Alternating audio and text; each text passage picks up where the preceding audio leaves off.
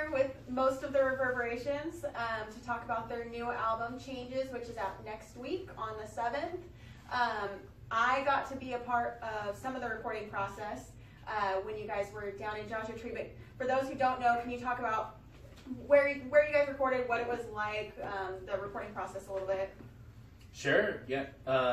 So basically the idea came when John, who's not here, and I went to Pat Kearns, the engineer who recorded the record's going away party. And he started telling us about all these potential recording spaces he had, like an old abandoned church or weird 70s roller rink that hadn't been used, and all this stuff. And we were like, man, it would be so cool to record in those places.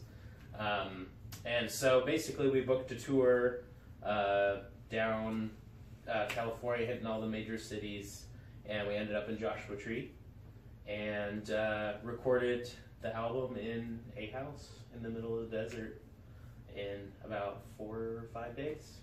That's pretty good. Yeah. How do you think the surroundings and just where you were at, and the fact that you guys were actually staying where you were recording, sort of affected the sound of the record? It was a really tranquil environment, so it was easy to relax and just take it all in, even in stressful moments. There were a couple stressful moments during tracking, and we just took a break and kind of were just, I don't want to say one with nature, but you know, we hung out on the hammock and looked at the sky for a while. Well, that almost gives the tried impression. another take. It almost gives the impression that this album is a little more laid back, a little more groovy than the first. Do you think that that's true? How has the sound changed from album to album?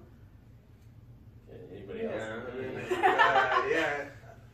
It's changed. I mean, it's changed more from a garage, like a very garage-focused sound, into more of a, I guess, kind of groovier psychedelic sound. I think groovy works for that. Yeah.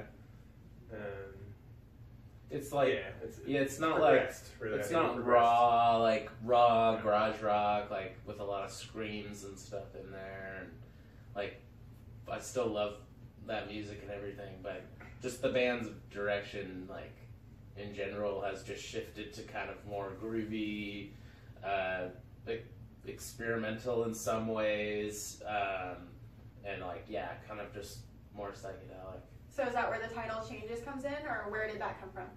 Yeah, well, when we were trying to come up with the album title, we were like, we all kind of transformed when we were there, because it was just it's just, if you've ever, you were there, it's just such an amazing place. There's kind of no other place like it, and so it's like we all kind of changed, just kind of being there and kind of soaking it all in, I felt. Plus our sound kind of changed from album to album.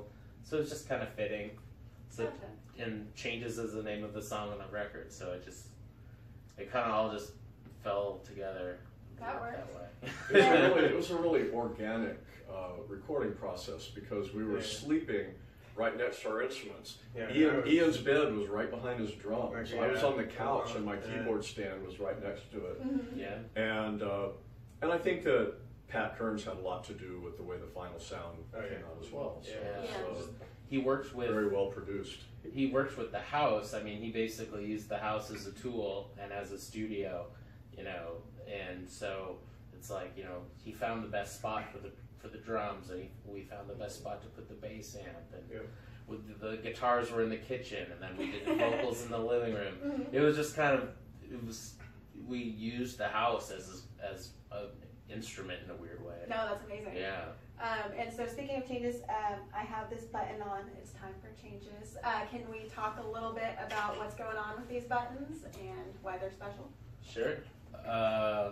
Well, in Portland, if you're in Portland, Oregon, you can hit Music Millennium, Specs, and possibly a couple other record stores and pick up one of those buttons for free, and you'll get a free download of the single Changes.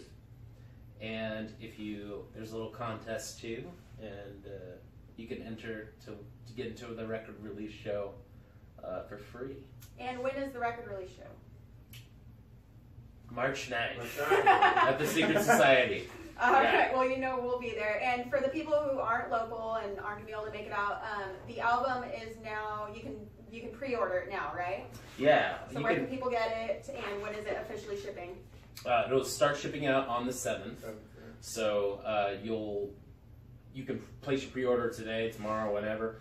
If you pre-order now, it'll be in the mail on the 7th.